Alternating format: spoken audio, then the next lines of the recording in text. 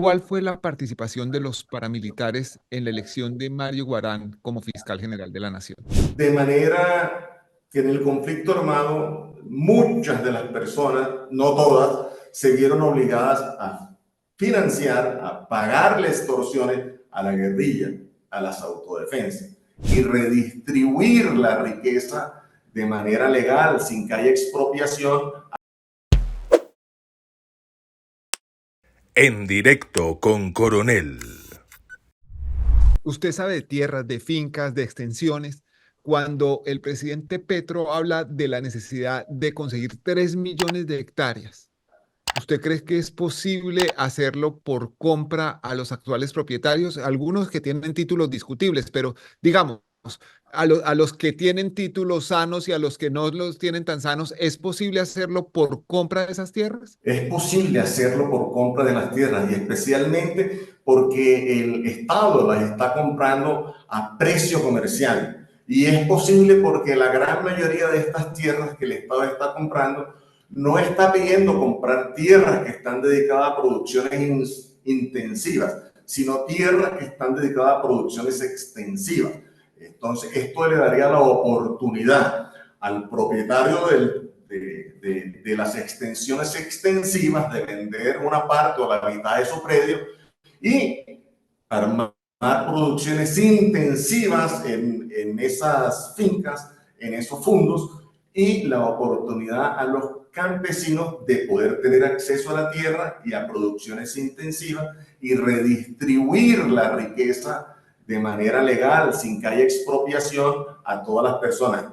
Y de paso, estamos cumpliendo una función social, una acción restaurativa, porque de manera que en el conflicto armado muchas de las personas, no todas, se vieron obligadas a financiar, a pagarle extorsiones a la guerrilla, a las autodefensas. Y esos recursos que ingresaron a nosotros como actores ilegales se utilizaron para continuar la guerra y generó muerte, desplazamiento, expoliación. Así que tenemos de manera indirecta cierta responsabilidad en estos hechos, y no es para que paguen cárcel o cosas como esta, en absoluto. Lo que estamos pidiendo es, hombre, ayudemos a hacer la paz, ayudemos a hacer la reforma agraria, ayudemos a volver a Colombia un país productivo, capitalista, que pueda generar riqueza y compartirse con todos, básicamente. Vamos a seguir hablando de esa visión que usted tiene de la paz y de cómo consolidarla desde la tenencia de la tierra, que ha sido uno de los grandes factores de conflicto en Colombia. Pero permítame volver al pasado y preguntarle unos cuantos puntos que no quiero que se me queden entre el tintero. ¿Cuál ha sido el vínculo suyo con el señor Abelardo de las Priella? Yo conozco a Belardo desde que somos muchachitos. Luego Belardo estudió Derecho y hemos seguido siendo amigos, conocidos desde hace muchísimos años. Ya, hay fotos suyas con él en la época en que, entiendo, él era corista del grupo vallenato Iván Villazón y promovía, a través de una fundación llamada FIPAS, un referendo contra la extradición. ¿Quién financiaba esa iniciativa?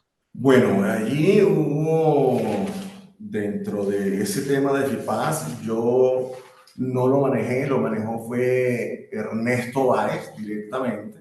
No sé exactamente cómo lo manejaron. Hubo presencia de FIPAS y de muchos estudiantes de universidades del país en Santa Fe de Ralito cuando las negociaciones. Sí, además hay un informe de contabilidad presentado por Jairo Andrés Angarita, que era conocido como el comandante Andrés de las autodefensas, en donde aparecen aportes a un fondo común de estos jefes paramilitares. De ese fondo, por ejemplo, se pagó su viaje a Bogotá para hablar en el Congreso. Y de ahí salieron fondos para financiar uno de esos foros universitarios en Cali de la Fundación FIPAS, donde estaba vinculado el señor de las Priella. ¿Usted supo algo de eso? Repito, yo no tuve conocimiento de cómo se manejó ese tema con FIPAS, porque quien manejó ese tema fue Ernesto Báez. Ok.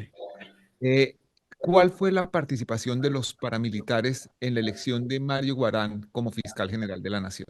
Bueno, allí hubo una injerencia, básicamente.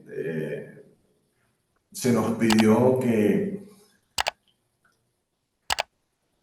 intentáramos apoyar a la elección de Mario Iguarán. En aquel momento eran 3 candidatos, creo que era Jorge Pretel, Mario Iguarán y se me escapa el nombre de la otra persona en este momento. Y el más opcionado de todos, de hecho, era Jorge Pretel. Sin embargo, en algún momento se nos pide que apoyáramos a Mario Iguarán porque venía de ser o era en ese momento, no recuerdo, viceministro de Justicia, había sido viceministro de Sabas Pretel, creo, en aquel momento, y se nos pide que lo apoyemos porque él fue quien diseñó la ley 975 de Justicia y Paz que se instauró en el 2005 y que él tenía la posibilidad de entender mejor la ley, de hacerla aplicar de la manera tal como la había previsto y creado. Y efectivamente eso sucedió en mi caso particular y en el de otros comandantes de autodefensa. La terna estaba compuesta, señor Mancuso, por Jorge Pretel, por Mario Iguarán y por la doctora Consuelo Caldas. Eh, Correcto. Tengo entendido que ustedes tenían más simpatías por Jorge Pretel que por los otros candidatos. ¿Por qué terminaron ayudando a la elección de Mario Iguarán y en qué consistió esa ayuda?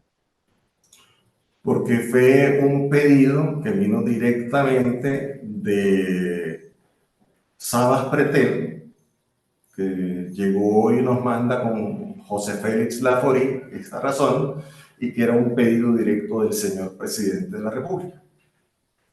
O sea, el doctor Álvaro Uribe Vélez, a través de su ministro del Interior, Sabas Pretel, pidió el favor y ese mensaje lo llevó José Félix Laforí. ¿Cómo entregó José Félix Laforí ese mensaje? Se reunió conmigo, se lo entregó primero le mandó un documento a el señor Benito Osorio, que era en ese momento